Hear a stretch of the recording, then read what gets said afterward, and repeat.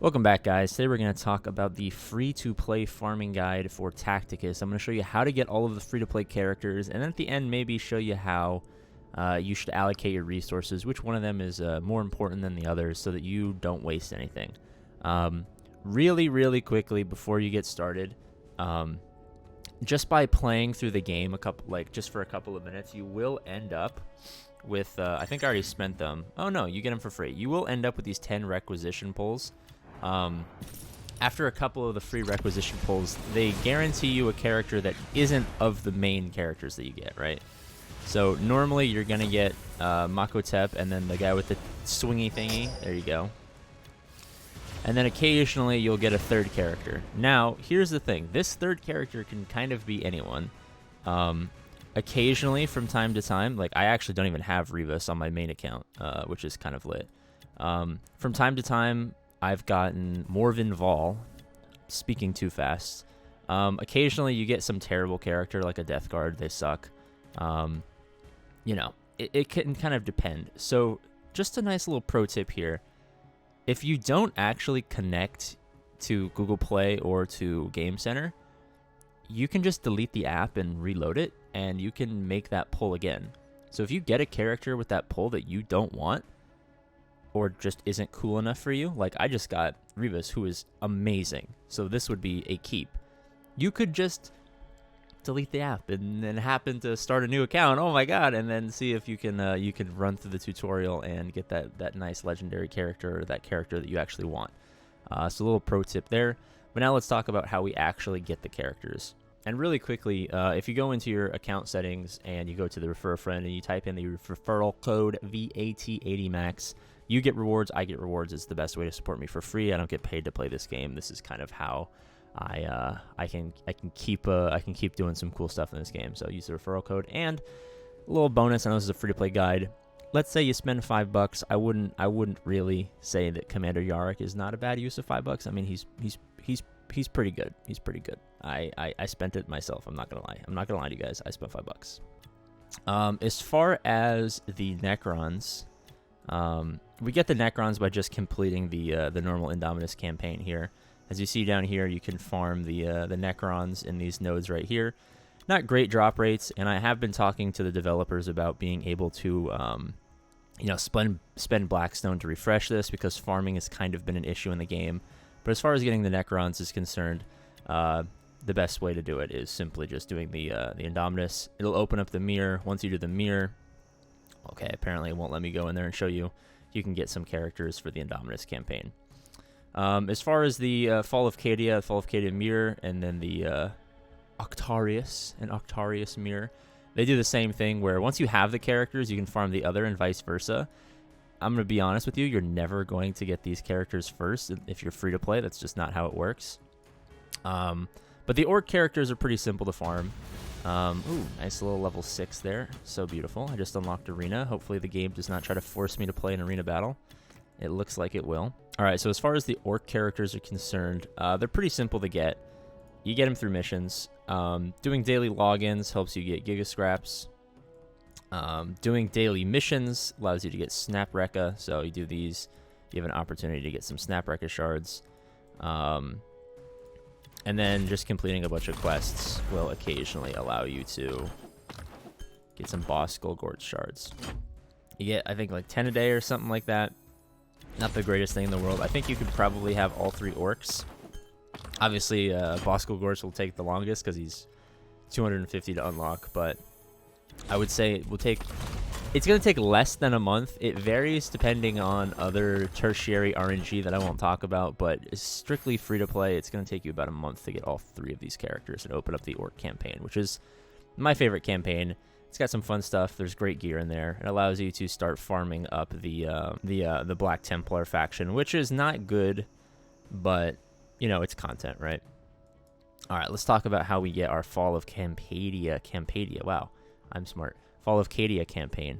All right, so the Fall of Cadia characters are pretty simple to get. As far as arena is concerned, you're going to get Harkin in these chests here, as you see, Harkin World Claimer shards. I already have 100. At the end of the week, if you're in the lower levels, you're going to get way more. So it's pretty easy, I would say. a couple of weeks tops, maybe 2 weeks to get Harkin unlocked for you guys if you're, constantly going through arena. This is a test account, obviously, so it's putting me at a higher arena, so this is not indicative of the shards you're going to get. But yeah, you're going to get Harkin pretty easy from the arena there. As far as the Onslaught is concerned, Onslaught is where we get Peyton Manning. As you complete these, you're going to get shards of Archimatos. I call him Peyton Manning because there's like 7 consecutive mental leaps you have to make.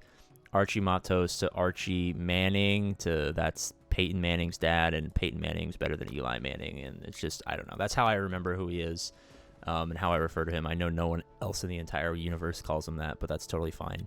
And then the guild raids is where you get your Angrax shards. I don't know if I can pull it up right now. I probably have to join a guild here to get access to this. Let's go to guild raids. Yes, I get it. Yes, I get it. Yes, I get it. There's going to be a chest down here. We're actually too high to get Angrax shards because this is a legendary legendary guild. But just take my word for it. When you complete the guilds, you're going to get a couple. You're going to get 2 Angrax shards each time. I've heard other people talk about this. It's nice to join a weaker guild. Weaker guilds beat the lower tier events faster. Therefore, you get your 2 shards of Angrax faster. You can do that a couple of times. You can have them. Realistically, you could have them in a couple of days. So all in all, Fall of Cadia, fairly simple to unlock. The Orc campaign, fairly simple to unlock. This is kind of more of a long-term, play the game for about a month. This is basically be active in the game for about a couple of, maybe 1 to 2 weeks, and you get that set up. As we talked about, the Necrons you get from just playing the Indominus. And then, of course, as you go through all of these, you're going to earn shards for the other ones. So if you really want to farm up, one of these characters a little bit more, once you have Thaddeus, Sybil, and Giga Chad here, the big shield guy, you're going to be able to grind more shards there. Grinding shards as far as grinding in these nodes is a terrible way to do it. I think it's a little bit faster in the Elite campaign. I believe you get access to more shards as you complete these Elite battles. I think you get 3 as opposed to 1, so maybe slightly better drop rates. Farming is still a really big problem in this game, so I wouldn't really get your hopes up on that being the way to farm characters. There isn't really a great way to farm characters.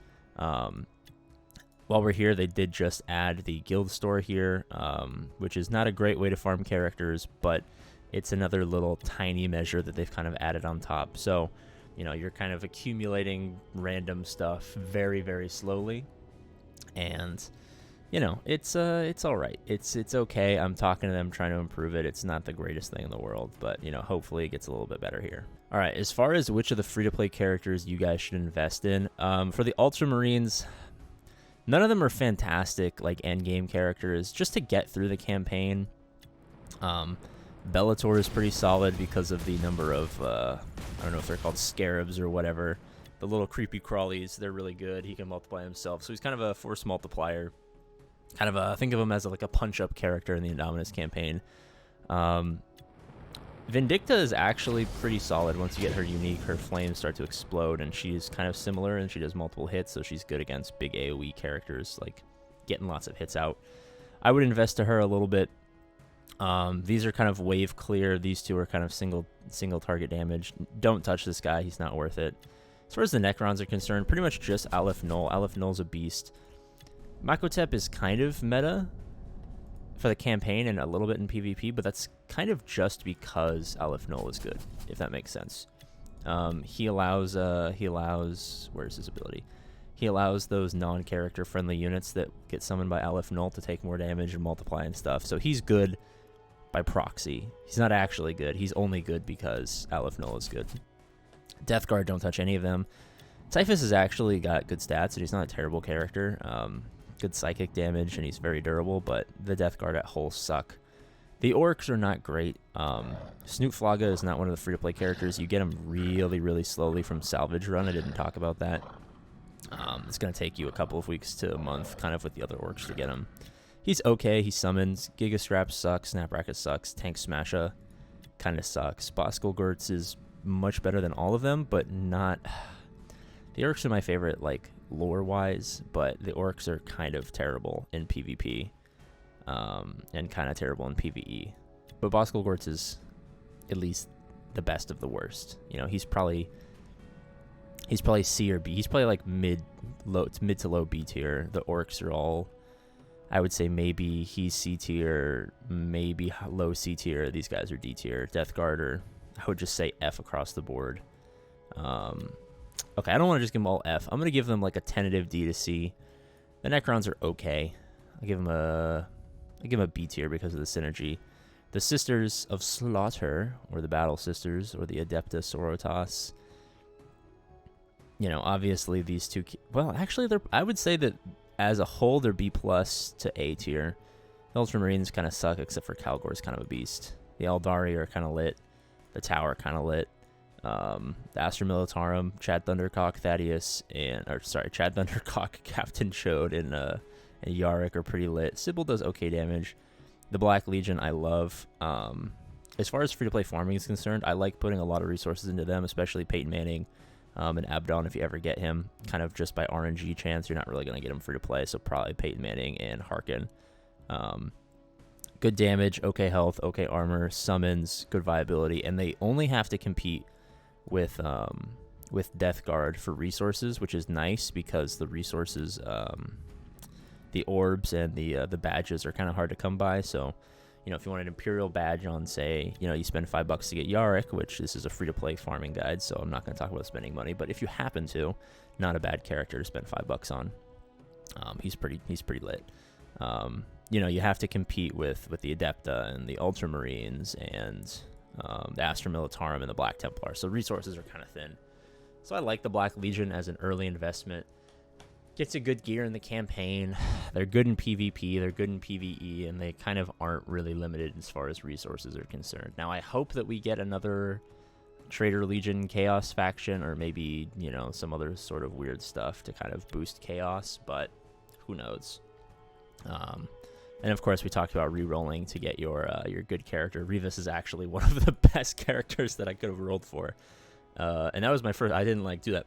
Excuse me. I didn't do that multiple times. I was actually planning on getting a terrible character and being like, see, you should re-roll this. We actually got pretty lucky there. So yeah, thank you guys for watching. As always, love you, and I'll see you later.